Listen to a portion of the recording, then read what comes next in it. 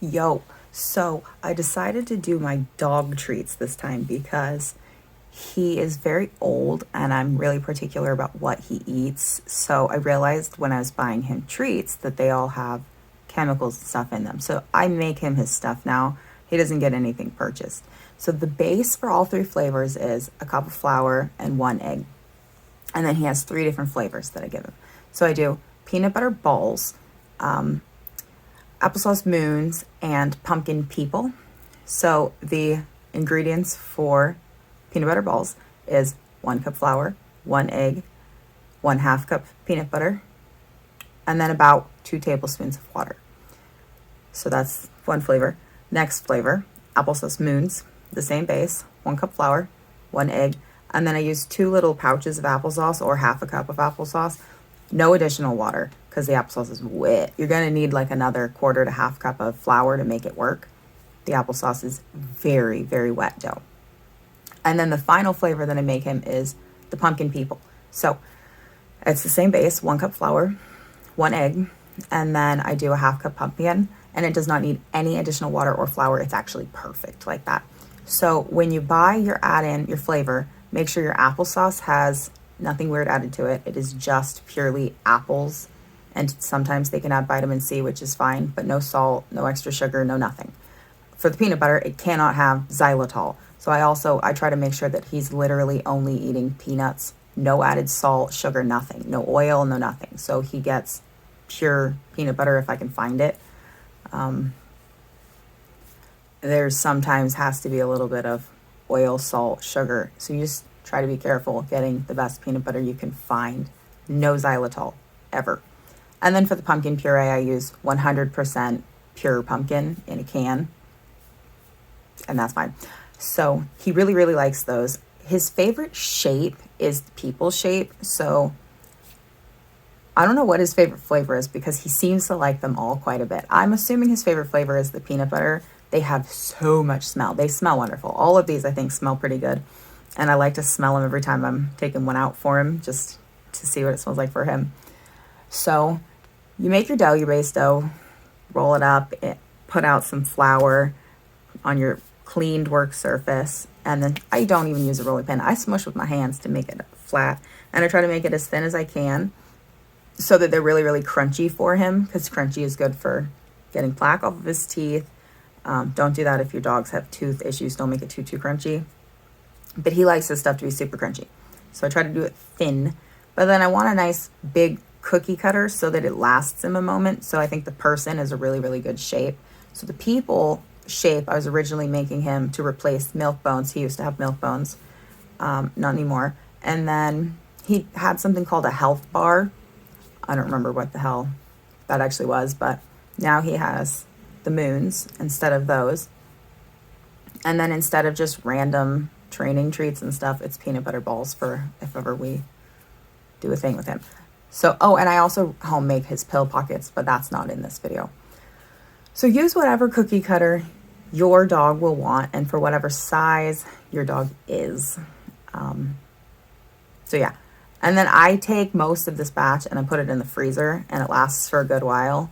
And then I just take a few of them out and then leave them on the counter for him so that they're warm and whatever word you use for thawed, I guess.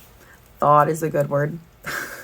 So anyways, most of it's frozen. His pill pockets do stay in the fridge. That is a whole completely different kind of dough. And it's a way different experience. So those are made on their own, but I do make like 2 months at a time for those, so it's worth it. These I make a little bit more often. I like them to be as fresh as possible for my spoiled baby. He's very old, so I like him to be spoiled and happy. I want every single day of his life to be as happy as possible. So when I cook, he knows that it's for him. So he sits, there's a little rug on the other side of that island, and he'll lay in between those two counters and watch me cook. And he hopes that he gets a little peanut butter or something. Usually I will take one of the peanut butter balls when it's done cooking, test it on my wrist to make sure it's not burning me so it doesn't burn him. And you just have to wait because it will burn you as soon as it comes out. I have burnt my wrist, so always check to make sure you're not burning your dog's mouth. So when it's cool enough, I'll give him still a warm cookie, and he likes that, my sweet dude. So for the peanut butter balls, I just literally pluck off pieces, smush them down, and just make whatever size and shape I feel like making. They're just little pinches. Nothing special. So yeah.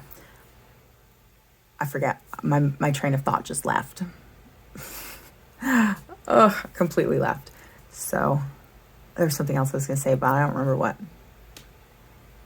Oh yeah. Okay, so and then I cook these on 350 for 15 minutes, stir the balls, flip over the cookies, and then put them back in for another 15 because I want them to be as dry as possible because I do not want any extra liquid left behind. I don't want them to mold or anything bad, but I do only keep a few days at a time just in case, and I always have backups so that if something did mold, we just have extra. Just throw that batch away and grab a new batch. So yeah, here's my flip it out, flip them over, swap around. Did I say 350 yet? 350 Fahrenheit is what I do them at. So that it's, I don't know, just easy. It's just an easy number. I don't know why that's the number I picked, but that's the number I use. And then I do 15, 15. And if something still felt a little bit wet, I'd put it back in later, but I do let it sit on the counter and cool, and I assess how wet or dry it is, and I might decide at some point some of them were too thick or something, and some of them needed to go back. This batch was pretty consistent, but I do sometimes have a batch where a couple of them are just way thicker than the others. It happens. So my spoiled baby was really excited, and he knew that these were all made for him. So he knew there's 3 different flavors and he wanted one of each.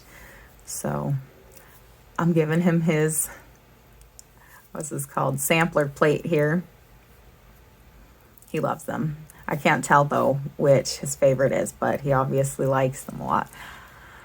I am assuming the favorite flavor is peanut butter, but the favorite shape is the person because he can sit there and gnaw on the person for a while. But the peanut butter ones have extreme smell, so I'm guessing those ones are really, really good. So this is my random blather about the treats I made for my spoiled baby. So yeah, that's my dog treats. And my dog, he's 10. He's an old dude. He's asleep on my couch next to me. My sweet old dude, he's right there.